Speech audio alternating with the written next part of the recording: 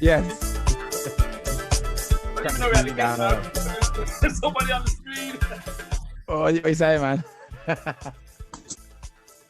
Got it old. Yeah, I was on my computer. I just turned around and there's a lady there. I'm like, who's that? I got the old Curtis Brown look going on, man. Here, look at this, Curtis Brown, man. You didn't tell me what's going on YouTube again, man. Oh, it's on YouTube, man. That's it. We're live. Well, this is live. I was going to do my hair, man, and I'm smart with myself. Put on a tie. Catch you off guard. Yes. I wanted to catch you off guard today. I'm sorry. Yes, sorry. Anyway, welcome to Blackopolypse. We got Latrese, Monique, Campbell in the house. Yes. Oh, Campbell. Hey, Campbell. Yeah, I'm Campbell. We got Nigel Campbell. Hi. Campbell's rule the world. We do. Yeah, girl. Yeah, we do. Bedrooms, man. Long time bedrooms from way back when. Really? You guys know each other, right? There, Campbell. Actually, it's funny. I got two Campbells. The thing is, I'm actually related to Nigel Campbell. Funnily enough. Oh. Wayne's my brother. My papa was a Rolling Stone, and wherever he lay his hat was where he slept. Mine was too. My papa was Rolling too. Wow. Yeah, actually, I got into a discussion. Yeah, I got into a discussion this week with a chick, and she was trying to say like all black men are kind of like we're not faithful and stuff. And I was kind of offended by that, actually. I don't know why, but obviously, if you check the past, we was used as we was bearing kids, and they wanted us. They used us to breed kids, black men. So I don't know if that's something that kind of carried on. They do say it stayed in the DNA in terms of if you've got a whole, not even one generation, but a whole race of people who have been treated a certain way over and over and over and over and over and over again. It becomes a normality. You'd have fathers telling their kids, hey, if you're lucky, the master might make you breed up some women. So they think, yeah, man, that's a good thing. So, well, that's the thing. It's that mentality, like you said about the breeding, but most certainly when it carried on, but it carried on in the smaller islands, Jamaica.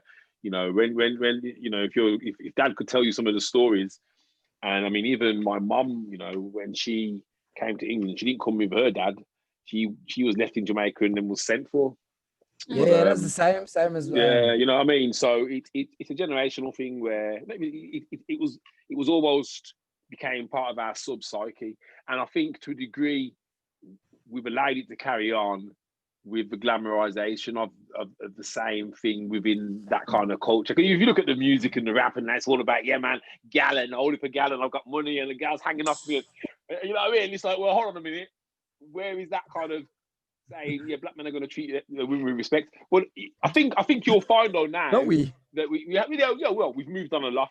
We have moved on a lot. And the thing is, you don't see, reason you don't know it is because you don't see it. A black man who's looking after the things the way he should, you ain't going to see him on the road.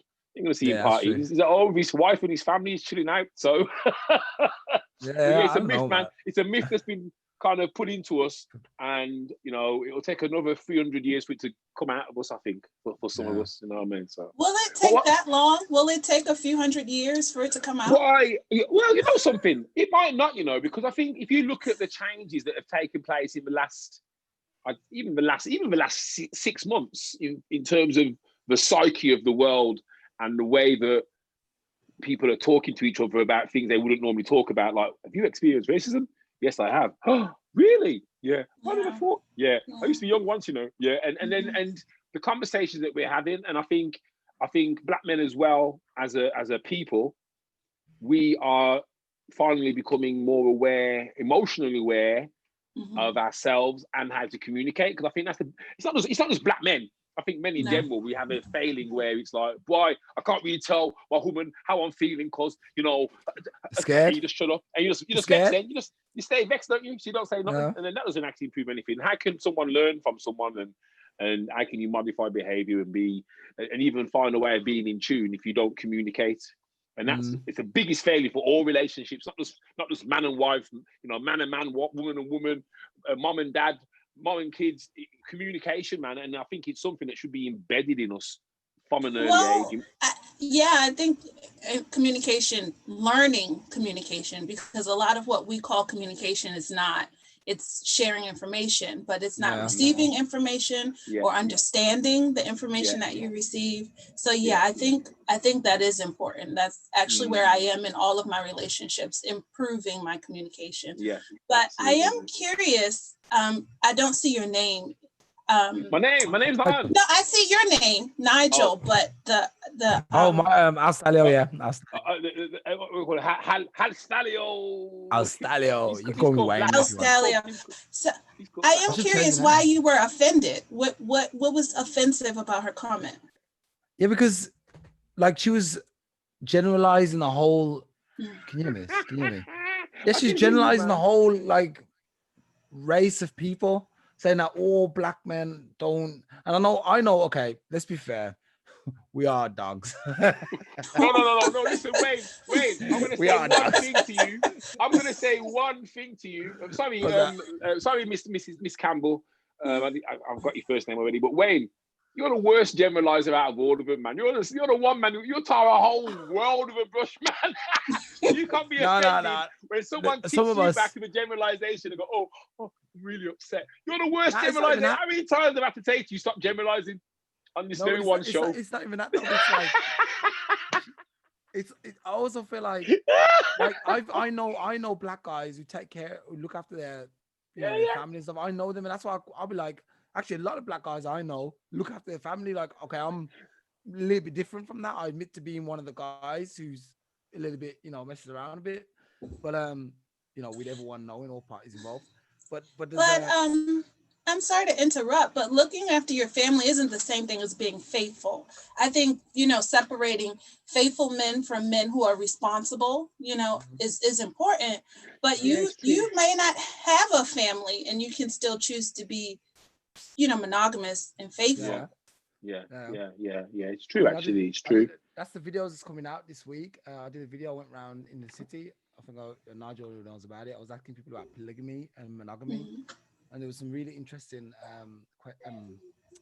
replies towards it. And it is it in German? Well, I'm just finishing off with the subtitles so you can see it in English too. Okay, that'd be interesting to see.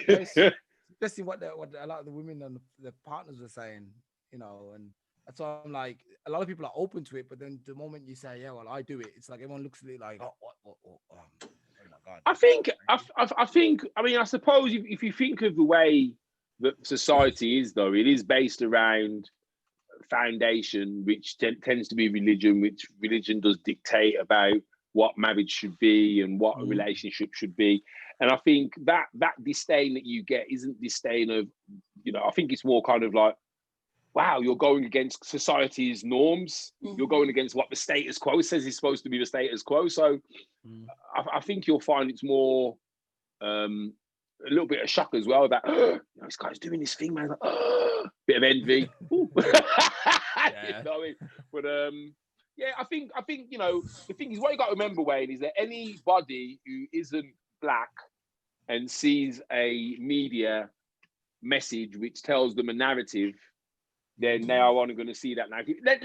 Let's turn this world on its head. Let's say that it's black people who run things. We have all the money. We have a man called Rastaman Sachs, who runs all the banks. And we see, every time we watch TV, we see images of white men and they're singing their raps like, yeah, man, gal this, gal that, gal this, gal that. Yeah, you know what I mean?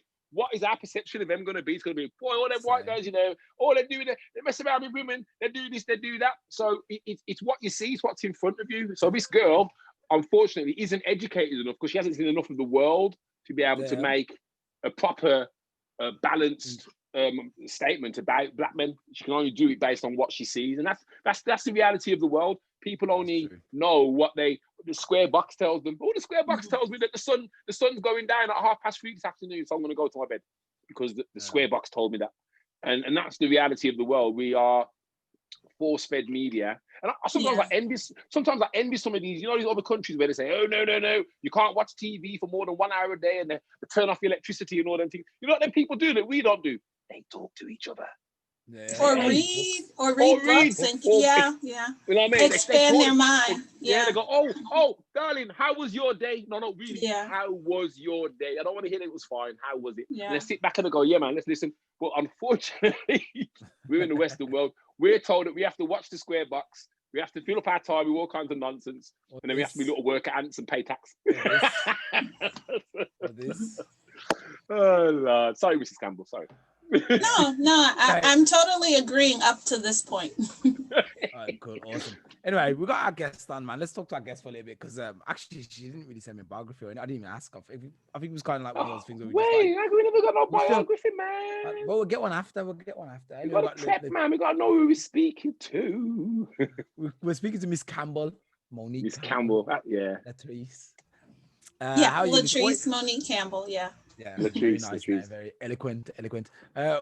So where are you from anyway? I think maybe details, but I forgot, man. So you have to tell us a little bit about yourself.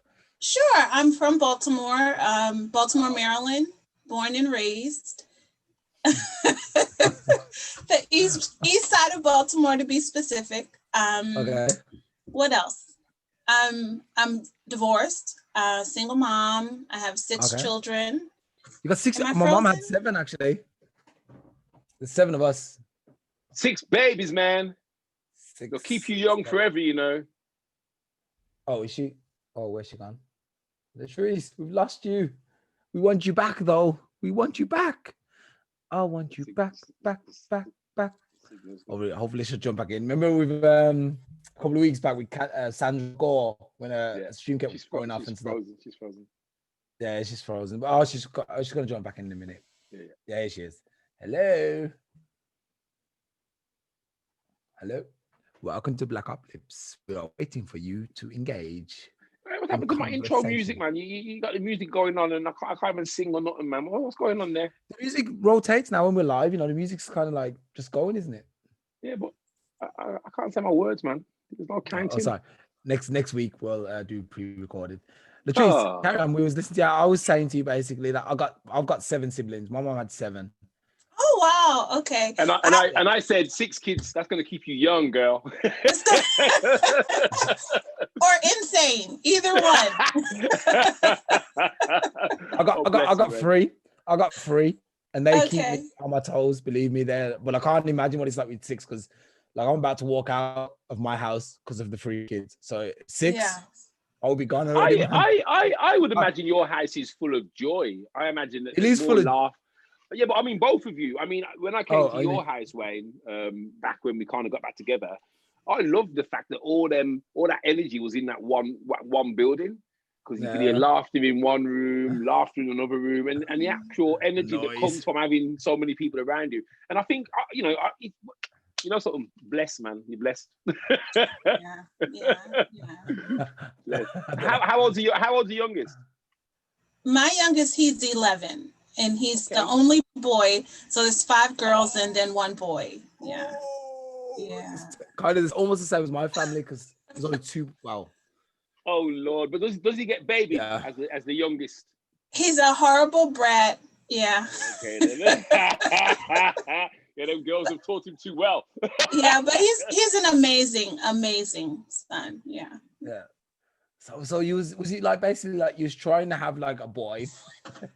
Yes. We're gonna just try one more. We're gonna try one more. We're gonna get that son. That's exactly how it happened. And then unfortunately, after we had our son, we figured out we couldn't do it together anymore. And it is like that, you know. Like I mean, it sounds weird, but I can tell you the strain that has on my, because I'm married, obviously, and I got 3 kids. I'm still with the wife, and I love her to bits. But I'll tell you what, the strain these 3 kids I had on our relationship, I can't imagine. Like I said, we won't be having another one. There will be no more. Really, I've chopped it off now. You see it on top of my fireplace. I mean, the glass. My kids are grown up now. I mean, I got 2 big old hairy-toed adults. You know what I mean? A girl and a boy. 27, 28 in January, 27, and I think, I think what happens with, and I've seen it happen many times, is when babies come along, I think what you got to think is when a man and a woman first get together, everything's sweet. They go out every week and they dance and they boogie down. But then the baby comes and it's like, well, I can't come out tonight. A man's thinking, well, hold on a second, where's my woman gone? Because then baby takes the focus. Yeah. And you see it happen. You see that the men, even though they are part of the family unit, they almost feel marginalized because we're outside, and we're outside of the relationship. Sorry, because the relationship that a mum has with a baby, most certainly, a man can't replace that. A man can't nurture and give the baby what the baby needs. And if I find a man who will get up in the morning and do all them things every night and make his woman sleep, then I will give that man money. So women are on a different level. They are just built to be able to do this. This is something that's inherent. But I do think that men then become almost, whoa, I'm over here and she's over there. You know, sometimes the mum decides, well, I ain't got to look good no more because hey, we're married and everything's happy and I ain't doing my nails and my armpit hair is going to grow. And time though, man. So you've explained why we divorced in like, I don't know, 30 seconds. No, I'm not saying you did that, but I'm just saying that I think that couples, they forget the very reason why they came together. And they came together because at some point the communication was right. Everything else was right. And I know it's not all down to partying, but even the moments where you just have you and that other with no crying, or I want your attention, mom. Those are special moments, which I think kids, and I love kids. Would I have more? No. But I think kids come along and unfortunately that balance gets broken. And I don't think, it's very hard for people to balance it right. And to, even these things like having a date night, even making that effort to do that sometimes can be too much because you got kids, you're doing all your stuff all day, you got work, you come home, you got to fix everything up, then you want to cook, and the husband wants food, and then you want to go out. I don't think so. You're soaking today, man. My nails are being done. I'm sitting right back. And but the man will be sitting there going, well, I wanted to do things better. You know what I mean? So it's hard, man. I think hard. What you said, communication is key, because really, when the relationship dynamic changes, if you don't know how to communicate your new needs within that relationship, to have them met and communicate them in a way that's not nagging or disruptive, then it's difficult. And without, usually families have, a community that can support that. And you might have somebody who can get in and get involved. But communication. I mean, I think that's what we talked about in the beginning, and it is key and vital to healthy relationships. Absolutely. And I think you made a point there without being nasty about it. And I think that's where, when I said about emotional intelligence and men being able to communicate better, because the go-to default thing when a man's upset is to go, go on all like this, start shaking their shoulders and making noise and huffing and puffing and slamming. Where the reality is, when you light fire and put fire in front of someone's face, chances are you're going to get fire back. Yeah. And it's a switch. It's something in the Bible. I ain't religious, by the way, but there's something in the Bible. What you say becomes true. So if you start with a negative, then you're going to get negative back. If you start from a point of, I'd like us to have a conversation and let's, I'm going to try and keep it on a level, but this is how I feel. Straight away, you've taken the sting out, you've taken the power out of anything that follows, because that person then is like, let's listen, as opposed to, man, I'm not happy, or being vexed and then making it into a big and everything then comes out in one big volcano. So it's hard, man. We all, everyone goes through it, but you still got 6 beautiful babies. Of course, yes. So you won. No losses. No losses there. All wins. Yeah, all wins. Hope your husband's not watching this. Like, what do I mean she won? You didn't win nothing, man. I'll show it to him. If he's not watching, I'll make sure. Sorry, Willie. I didn't mean it, man. I didn't mean any offense or anything like that. Willie, did you just call him Willie? His name's Willie, isn't it? What's his name? Antoine. Oh, where did I get Willie from? Everyone's name Willie, and everyone's got Uncle Willie. Willie, I mean Anton. I'm sorry for you. Oh God, I'm shutting up now. Anyway, carry on. So you got 6 children. You was married, you was divorced. Yes. What's your basically background? Are you a teacher? I've read a lot of teachers. No, my primary background is like customer service. So right now I'm an office manager for a public relations firm in DC, but service it's natural to me. So I thrive in roles like that, helping people get things done, meet their needs. I'm that person. I love to help. Yeah, I'm a helper. Fantastic. Cool, fantastic. Man. Fantastic. So do you do any? Have you got a side hustle? Do you do any other? I've been trying to do so many things, but with life and being busy, I haven't fulfilled my personal goals and dreams. It's usually just like staying on that wheel and keeping everybody else afloat. But that was the gift of 2020. So 2020 gave me that gift of just refocusing and getting real clear on what I want. And which is why I agreed for this podcast. Actually, podcasting is something that I would love to do. I think conversations are like pivotal. They're key. Not just having them, but listening in on them. I think they can open a world for people, change mindsets. So conversations to me are like, why aren't we talking more about everything? Because Texas is taking over. Texas is taking over. So basically, this is like a way of us to reconnect with each other. Because right now we're fighting against WhatsApp, we're fighting against like Facebook Messenger, and we're gonna be like, hold on, talk. Even now it's not even text anymore. Soon it's gonna be gifts. Just gonna say pictures and know exactly what they're talking about. We we're going back to the the hieroglyphs, back into the Egyptian. What's it called, acrylic and stuff. That's where we're going back, man. Back to. It's amazing. So So have you made a start? Have you made a start on your podcast journey yet? No. I've read about it, thought about it, dreamed about it. Trying to figure out a topic. But I haven't done anything about it. Girlfriend, you're on the wrong podcast there because I'm going to give you some motivation right now. Okay. What 2020 should have proved to everybody or anybody who is watching and listening is that the world is a place that spins at its own pace.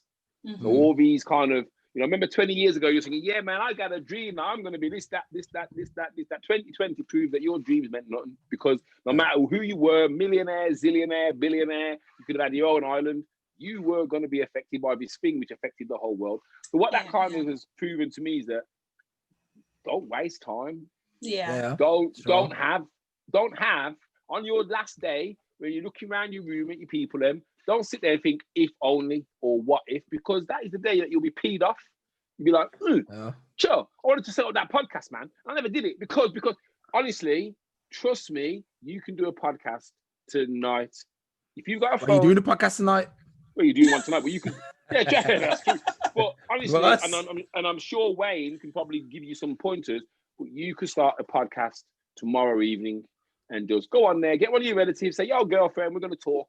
What we're talk about? I don't know, but we're just chat." Yeah, but I got real clear. It wasn't about the podcast. It was about me being willing to be seen. Me. Willing to be vulnerable because I mean, really, that's what it is opening yourself up and allowing people to see beyond what you want to show. And so I got real clear. Oh, it wasn't. Podcast. I'm sure I can do it. Technically, I have the skills. Emotionally, I just wasn't ready to show up like that in the world. And 2020 did that for me. 2020, I was like, take the mask off, Latrese. Be yourself. You have a light, you have a gift, share it with the world, stop hiding. Absolutely. And I share that sentiment because when I first started my online journey and was building websites and that, I always tried to do it anonymously. I didn't want anyone to know that I'm on the internet and I've got a little business. I had, it was almost hidden. It was that hidden, but no one actually found it, and I made no money because I didn't, I don't know what it was. It was really weird, and it's really strange because I work with quite a lot of clients who, when they come to me, they're in that same place where they've got a business, but they're kind of hiding. And you think, well, what are you hiding from? Well, I don't want people to know my business. How are you gonna make any money from this business if you don't want people to know your business? Oh yeah, you know what I mean? So I'm glad that 2020 has given you the energy and the spark to say, something, what will be, but you can be you. You know what I mean? So just do it, man. Get out there and just show the world who you are, because who cares? Some people be jealous and go, but I guarantee you more people will love you. You know what I mean? Yeah. Some people will be jealous, but more people will love you. So just go for it, girl. You've got one life, man. Our dad, unfortunately, 9 years ago, was diagnosed with dementia. 9 months later. Already. 9 years, man. 9 months later, he was in the system. He's never come out. He can't walk. He can't talk. He can't feed himself. He sleeps most of the day. He has seizures. He's going at some point. But do you think if I'd have spoke to him at 55 and said, "Oh, Dad, what do you should, there's things you should do, man," he'd be like, "Oh, wow, I should have done this and I should have done that and I should have done this and I should have done that." He was my catalyst for me to say, something, let me take off these belts and just get on with being me. So, and this is why 2020 for me has been a huge year, because I've seen the same thing happen to so many people where they've realized that guy who pays you every month, to be fair, you're expendable. You're expendable now, so go and find another job. So the reality is you're putting your faith in these people who actually get rid of you at the drop of a hat. There's companies, this year, I guarantee they've made people redundant. I guarantee you next year they'll post record profits. Guarantee it. Guarantee. And do you know why they've made profits? Because they've shed 20% of their outgoings by getting rid of 5,000 staff. So, don't lose your job, but most certainly if you can build something which sits alongside it, and then when it's ready to go like that, you can say to your boss, "Yo, keep that. Just go for it, girl. Got one life." I'm waiting for the day. I'm building it quietly. Sniper. You're ghost. Yeah. You let us know when you launch, man, so we can share the the adoration as well and make sure everybody's aware. So yeah. Anyway, what I wanted to ask you, you said you was a little bit worried about like what people would think of you. What is that, like a fear, or like, because like I think if you put yourself in the public space, you got to expect that there's going to be a lot of idiots. There's probably the racists going to be there, the trolls are going to be there, people who disagree with your words or contradict or criticize you. Is that what you was afraid of, or did you? I don't know. Did you get that? Hello, Latrese, did you hear me? Hello? You're mute. I'm not mute. Can you hear me? You can hear me, Nigel. I can hear you. Latrese. She's froze. She's froze. Send her a chat and say, I think you froze again. Are you still? Yeah. Oh wait, yeah, wait there. Okay, she's coming back. Okay. Hey, welcome back. Did you hear what I said? No, I didn't. I heard. Yeah. Is that what you heard? That's how he normally speaks, That's how I speak anyway. Don't worry about it. What I asked basically to summarize was, you said you was a little bit afraid of putting yourself in the public space. Was that because of like the criticism you'll eventually receive, or for example the criticism or the trials or the racists, especially the racists, the idiots? And also depending on what topics you speak about, you're gonna get people who are, gonna reject your claims or what you say. Was that what it was? Is that? Yeah, it was just self-confidence. It was a skill that I never, built. I was never taught how to build it, within our family. Love looked like criticism, love looked like, let me beat you up a little bit so that when somebody else beats you up, it won't hurt as bad, so. Is that, do you think that's a problem in the black, yes. Yes. Black culture? Is that right back. Remember what we saying about DNA in our genes? In general, yeah. Where do you think beating was learned from? Well, it was learned from the slaves, I guess. Yeah. All right. And where do you think our parents learned it from? Yeah. Their parents. And where did their parents learn it from? That's something that 2020 gave me too. When this outcry came out, it really opened my eyes to how traumatized I was by slavery directly. Because you think, slavery 400 years ago, we're moving on, I'm free. And when I looked at it, I was like, really, nothing has changed. Like, nothing has changed. Nothing. I can't think of one thing that I could say is different. It just looks different. Yeah, that's it. Just change the face. Yeah. And recognizing like the role that I played in keeping it, it going was the hardest part. It really was. But it was the most empowering part too, because then you can do something about it. And like we've said 2020 is a year where people have their eyes have gone ping. Yes. I'm actually seeing the world for the first time. For the first time. Yes. You know what I mean? It's like because we was on lockdown where literally nothing was going on. It was literally just people were favorite part of my life so far. Hoarding toilet paper, toothpaste, bloody shoe polish, anything they could get their hands on. And me and the wife used to go for walks every day, go and do our 10,000 steps. Do you know that I discovered roads and houses literally within 300 meters of my estate, which I've never ever seen before, because I was walking rather than driving, rather than rushing from A to B to get to C to C D. I was walking, I was looking around, and honestly, a real eye opener. And I think it's the same. People's scales have fell off their eyes and have gone, so I've got powers, man. I'm special. What am I doing? Being hidden and not. I'm out there now. Fantastic. It's definitely necessary for us. I would say it would be nice if we somehow came together as like globally, and we said, okay, every year for not just for Christmas, for 1 month in a year, everyone stops. Everything stops. We all get away. Apart from obviously the shops and stuff, a few small stuff, everything stops.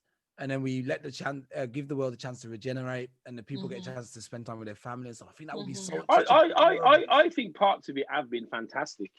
Like I say, people have spoken to each other for the first time. in 10 years of marriage. What's your name again? You should know my name. Joe.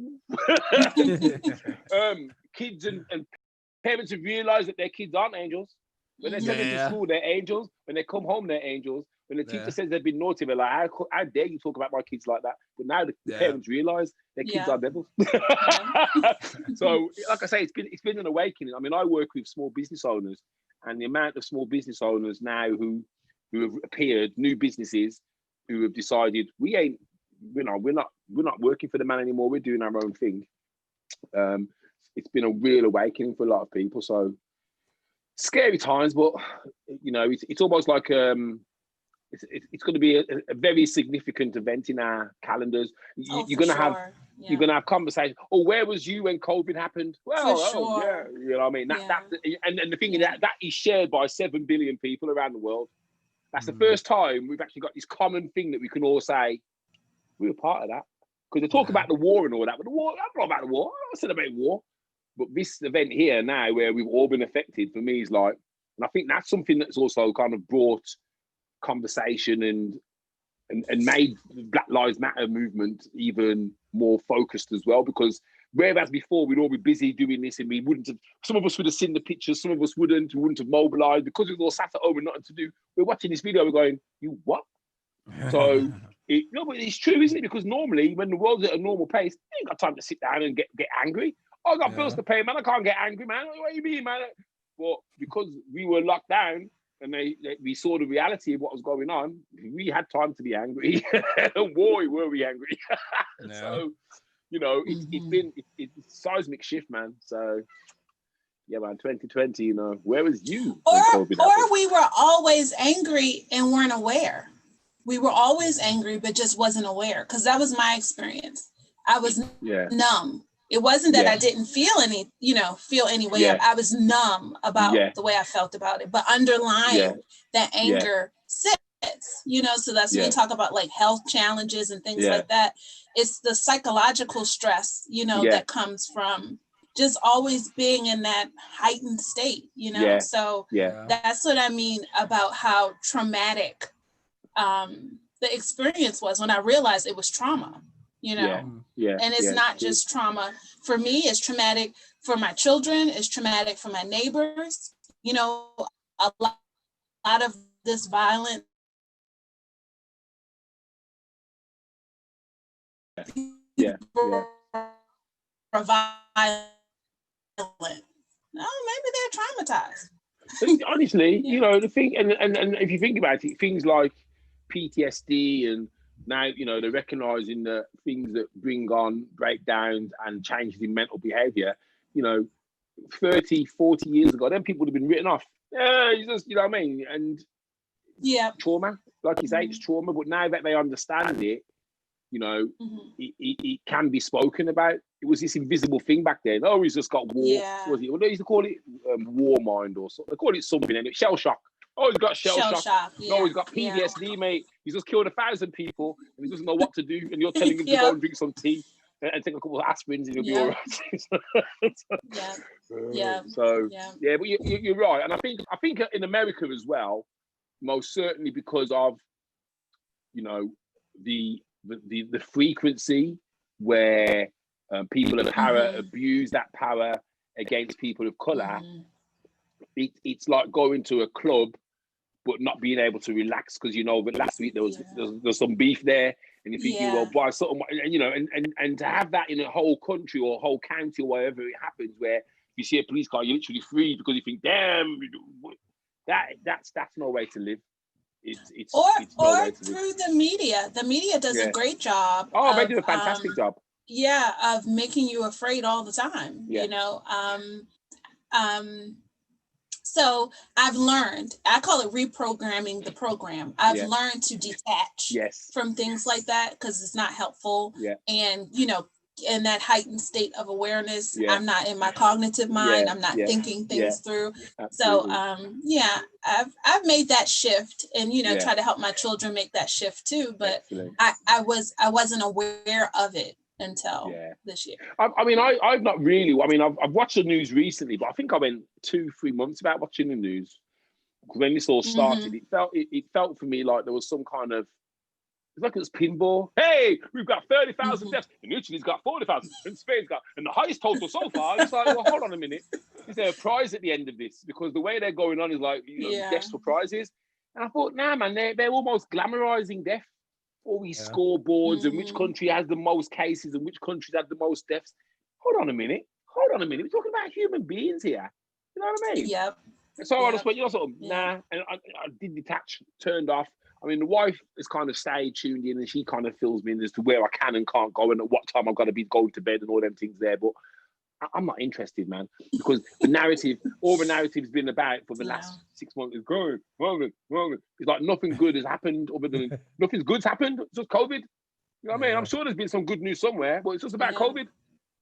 You know, so for me, it's like, nah, man, it's all right. I'll stay positive in my own. I don't think there's been any good news, actually. Look, for example, there has, something's happened that's been positive for people, but they ain't talking about it. Well, what about let's go stateside and talk about, you guys got the election coming up, of course. I love this topic, man. It's a great topic. Can I ask a question about this election, Is it Ms Campbell now? Ms Campbell. Yeah, Ms Campbell. Do they have that? Ms Campbell. Ms Campbell. Why? And you might not be able to answer this. Why is it that the Americans, the parties, they find the oldest guys that they can, and they say, "Yeah, man, we want you to stand for president because you represent America." Why do they? Why? Someone younger, someone who's like 70. I read somewhere today, and this is logical now. Listen to this. These guys are, one of them 78, one of them 74. They're going to bring in policies that are going to affect the Americans long after they're dead. So they don't actually care about what they bring in now, if you think about it. Because of the deck they're laden in with future generations, they don't care. They'll be dead. Yeah. You know, why not bring in someone who's actually got a vested interest in making things better right now and in 10 years' time when he's still alive? Like Obama did try, but was blocked on every occasion. But why do they find these old fossils, man? Yeah, man, these guys are going to run the world. I think you said it clearly. It's a political process. It's not about what we think it's about. You know, it's about maintaining what the status quo, you know, what is, I don't see that as being a vehicle for change, because we did have candidates who were younger, who had brilliant ideas, and they just couldn't get support because it's a network, and this is how it goes, and you serve your dues, and then it's your turn, and when it's your turn. Yeah, because I've heard the house where they argue all the time and they say, yeah, we're going to pass this law. I've heard that most of them are in their like late 60s, late 70s. One of them is 89. In fact, one of them apparently live on TV had an accident on TV and shuffled off the stage. These guys are old, man. America to me has always been, I've always seen it as a young country. But then to have these fossils in charge, for me, is like, well, why, man? Why can't, you know, Canada went for like a fairly youngish guy. I'm not saying he's a great prime minister. I don't even know what he does. Justin Trudeau. But he's young, he's in tune with what's happening now.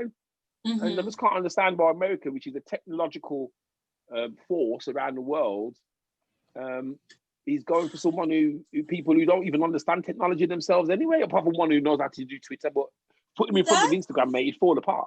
That's beyond my understanding. I guess you would have to get someone who's a socialist or something, because honestly, it doesn't make sense to me either. You know, just knowing, given my options, I mean, you only get one vote. You can't choose for everybody. So, you know, my choices would be different. My choices have been different.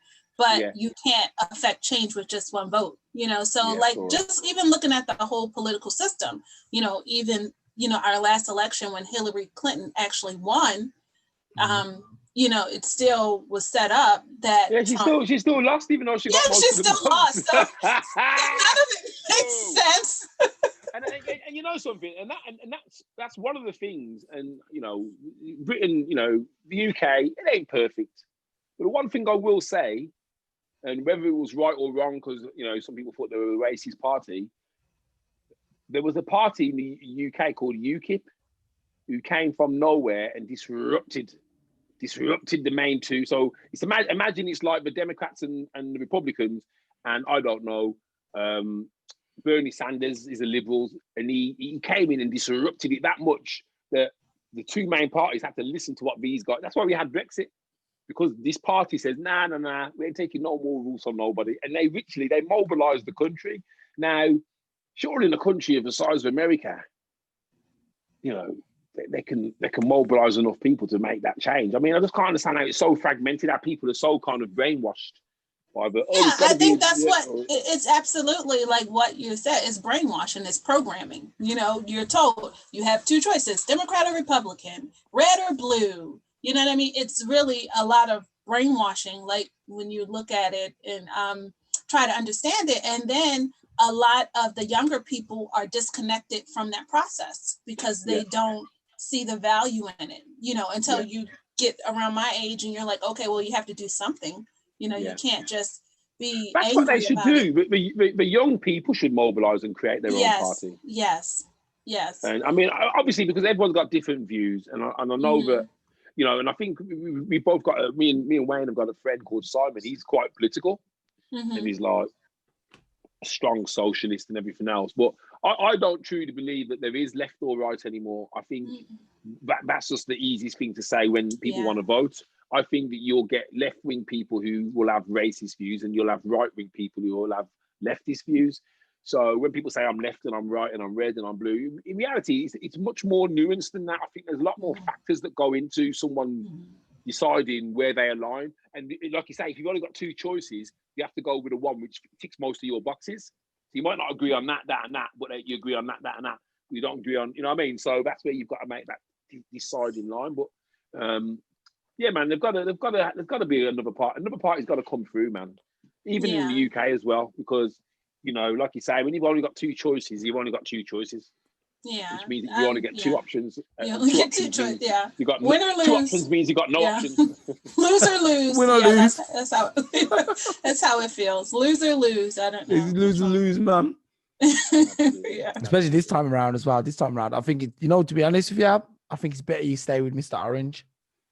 You know, a lot of people in the Black community are saying that because because it's so polarizing. At least it gets people activated. You know, when things appear to be fine, you know, people don't engage. But he is so activating. He's just so you need someone like him to get everybody going, and I think that's gonna. If he's in there for another 4 years, he might be the straw that finally breaks the camel's back, and that's what we need, man. We need it so Black people can say, you know what, let's we can't take this no more, man. These guys are out of control. We need to do something. So it's probably, I think it's better. Actually, I'm gonna say it officially, man. I think Trump 2020, man.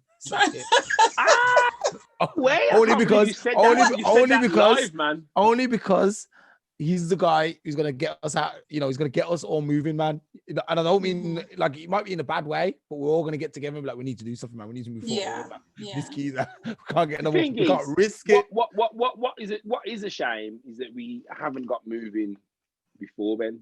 Yeah. What is a shame is that they, you know, if you think right, I mean, America in terms of England, I don't know what your population is. Maybe 500 million, maybe more. No, it's like 200 and something. Nah, it's more than that. They've got a whole lot of people in America, man. No, 320. Is it 320 million? Then. So let's say that at least 40% of that is Afro-American.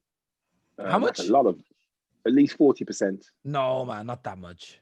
What? Maybe more? And then put Hispanics in there. Listen. Yes, that's what I was about to say. It's not just African Americans. It's If you was to say people of color, then you're probably talking about 60 to 70% of America. Now, if you could create a political party which could unite all them different, there's your other party. But the thing is, people are that fragmented by religion, by where they live, by all them guys up north, they're snobs. I would never vote for any of them. There's all these little lines which people have got a beef about. I'm not going to vote for him because you know what I mean. And that's the problem that we on the outside face, because we can't combine and just say, right, we're doing this for the greater good, not for personal gain. It's got to be for everybody. And yes, you're not going to always agree with these policies, but if you look at the fact that we're doing it for everybody, some you win, some you lose. But it's getting, you know, I'm thinking of all those people of colour, some very, very wealthy people there who could fund a presidential race, who could make sure that the money's available for the candidates to go out and do what they need to do. But there doesn't seem to be enough will. And I'm not just saying America, UK is the same as well. You know, we're happy to kind of sit behind Labour or Conservative and go, hey, boy, man, go vote for them, man, cause them support black people. No, they don't support black people. When do they come and pay your bills? Well, they don't pay me bills, you know, they don't pay me bills, but they support black people, man. When? How? What do they pay for? Well, them cheap black people good. Which one of your friends did they take out for dinner? And literally, you can argue with someone like that for ages, and they'll tell you, you know what I mean? And it's because they're programmed, and shame, man. Yeah, I think it's just some really good programming. I think, and unless you're willing to think about it and think about your choices, you're not going to, you know. Not going to escape. We're in the Matrix, guys. We're in the Matrix. Yes. Yes. I'm going to swallow the red pill. I'll take the blue one. Give me the blue one. Kobe's that pill, man. Kobe's like, huh? What? Yeah. Oh, crazy. Yeah. What are you doing, man? What are you looking at, man?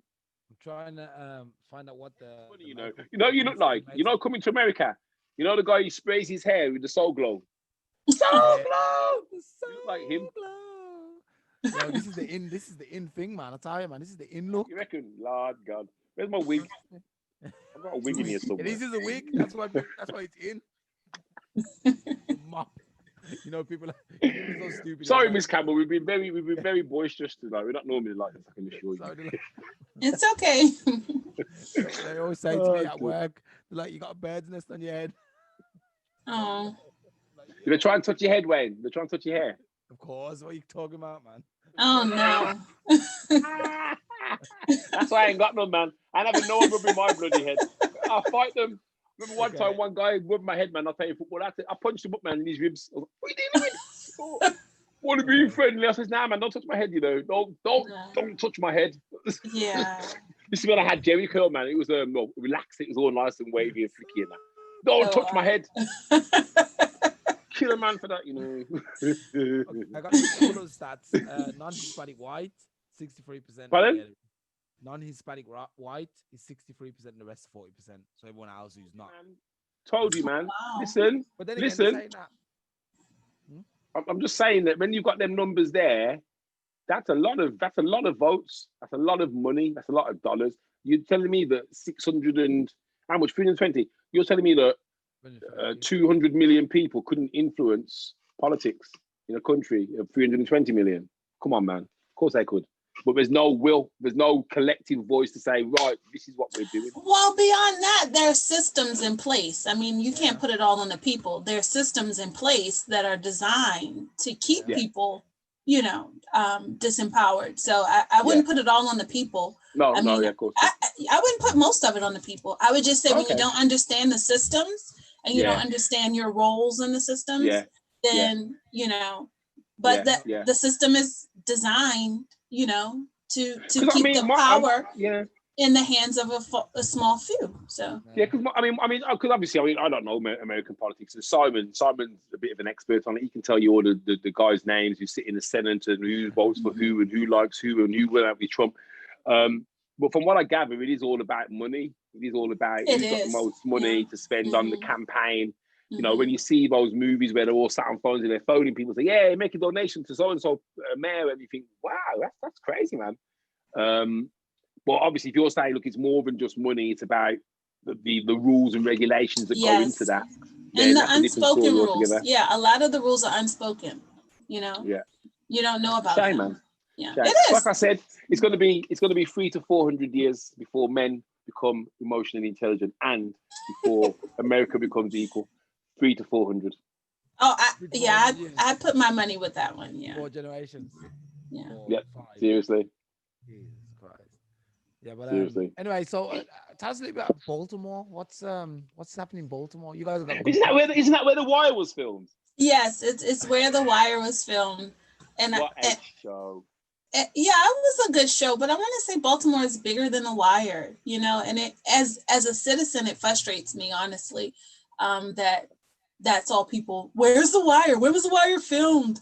Was it here? Like, that's like New Mexico, though. I don't know many American cities. So it's just like one of my little buttons, because I'm like, okay, when production wrapped up, those were still communities that were not better for The Wire. In fact, they were worse because crime got worse, and the perception got worse, and oh my God. So are you? Is Baltimore landlocked, or do you have a river flowing through it, or near the coast? So we're on the East Coast, and I guess for the city, our biggest water is the Inner Harbor that feeds off the Chesapeake Bay, or something like that. I'd be the wrong person to tell you about geography. My uncle loves everything about water, and he can tell you all that. Yeah, but just my sentiments as a resident of Baltimore, longtime resident of Baltimore, I've just seen how the city changed for the worse because power was given to corporations, and not communities. Right. It was all about what made sense for big businesses, and not necessarily for the people that surrounded those big businesses. So I have a love-hate relationship when it comes to, to that. So what do you love most about Baltimore? That it is a big city that's small. It's a big city that feels like a small town. When you think about it, like geography, New York, DC, they always throw Baltimore in there. We're part of the DMV. We get world renowned recognition through Johns Hopkins Hospital and different, universities and things like that. But like everybody knows everybody. Like you can literally go from one side of the town and see everybody that you've ever known, So I think that's what I love about Baltimore, that it's like a big city town. Yeah, it's like just over 500,000 people. Yeah. 500,000. Wow. Yeah, big city town. Yeah. It's really nice, man. Baltimore. Obviously, the UK is so small in comparison to America. I think you can fit the UK into California like 3 times. But then we have cities. I mean, so for example, Birmingham and surrounding areas, it's around about 7 million people. And well, I would imagine in terms of geographical footprint, that Baltimore probably covers a lot more ground than Birmingham. Let me have a look. Baltimore. You know what? Actually, before you continue and find that stat, Baltimore is in Maryland. Yes. Do you guys have the Maryland cookies there? Maryland cookies? Do you know anything about that? Because we in UK, we have I'm in Germany now, but when I used to live in England, it was like Maryland cookies. Do you know about that? You don't know about that? I don't. Well, they're tricking us the whole time, man. They're tricking us the whole time. I know we do have a cookie that we're famous for, but I didn't think it was called Maryland cookies. What? Maryland cookies? Yeah, so Baltimore is actually smaller than Birmingham. It's got, Birmingham, in terms of the city, has got 1.8 million, and Baltimore's got 619,000. But if you think that Birmingham is like our second biggest city in the UK, on the map, Baltimore is just a smidgen of the whole of America. So, you guys are more. I think you guys are more spread out. Well, actually, it feels like we're right on top of each other, honestly. But yeah. Okay. Yeah. You're talking about Utah or somewhere like this, man. One of these places where everything's like spread. I think Baltimore's like a real just dense population place, isn't it? That's yeah. But a lot of the east side is like that, and you have to go to like the Midwest to go to where the places are spread out. And the west side of America, all the east side, just major dense urban sprawls. Is that the right term for it? I suppose if you think about the way that the world's built, it was all about shipping and ports, wasn't it? So anywhere that was near water, especially on that side, Europe there, you know what I mean? But with the other side now, well, the nearest country on the other side, what is Japan? Or you got to go down to Panama and go through the canal and Hawaii and Japan. That would have been built up much quicker because that's where everyone would have arrived first. You're asking the wrong person, but yes, I do know we were known for our ports. So our ports were very important, and I know like a lot of the first slaves, came to Baltimore. Baltimore was a big slave trade city. I'm sorry. So yeah, it's a really rich history. Yeah. You guys have any famous dishes in Baltimore? Like clam chowder or something? I don't know. It would be crabs. So like Baltimore. Yeah, crabs, crab cakes, chicken boxes. If you come to Baltimore and don't get a chicken box, why did you come to Baltimore? Look at this guy. Say that again. If you don't, you've got to get a chicken box. Or don't get. Yeah, you didn't get one. I don't know why you came to Baltimore. That's the first thing you got to get when you're there. The thing is, I'm vegetarian, so I don't know how that would satiate my problems. No. I'll be struggling about chicken box. Chicken box. You can have the fries. You can have the fries. I'll have the fries. Yeah. I'll have this chicken. Don't worry about that. Yeah, so it's like fried wings with French fries, and usually you get like salt, pepper, and ketchup on it. It's a neighborhood staple. I actually had visions of one day creating a restaurant called Out of the Box, because I really think, that chicken box is really unhealthy for us as a community. Yeah, definitely. Yeah, so getting us out of that little box would be good for our health. So that's one of the things, Baltimore. Yeah, I think it would actually be time for the Black community to change their diet as well. Yes, I think we're so unhealthy. Yes, sodium in our in our blood is so high, blood pressure. Everything because of what we eat. We never. Yeah. We just. But that's the thing. Like you said, they situate all the bad grocery fast food chains in the Black areas and make all the nice vegetarian organic food places in the white areas, and you're like, hold on a minute. Yeah. Or until they gentrify your area, and then now they change it. And they change it around. And now you have a store you can't afford to eat at down the street. And you're stuck with Chinese food, man. Yeah, you're stuck with Chinese. So I got nothing against Chinese food. I like it actually, but too much of it will make you sick. Anyway, is there anything else you want to add? We're going to wrap up in a second. No, this was fun. It was very nice. Yeah. Oh, okay, good. Yeah. Fantastic. Glad to have you a part of it. Wait, what's going on my computer? I'm gonna drop on our theme tune. It's the world renowned theme tune. As soon as I can put it up. Let's see. I never. So, Latrese, you've made it onto the podcast. We hope you'll come on again and share some more wisdom.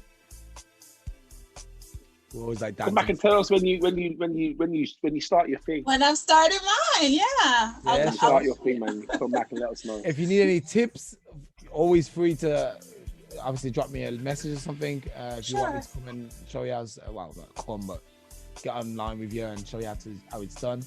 Or if you want to come back on and get some more experience, let us know. We're here. We're always accepting guests and new ideas from the outside. We love new guests.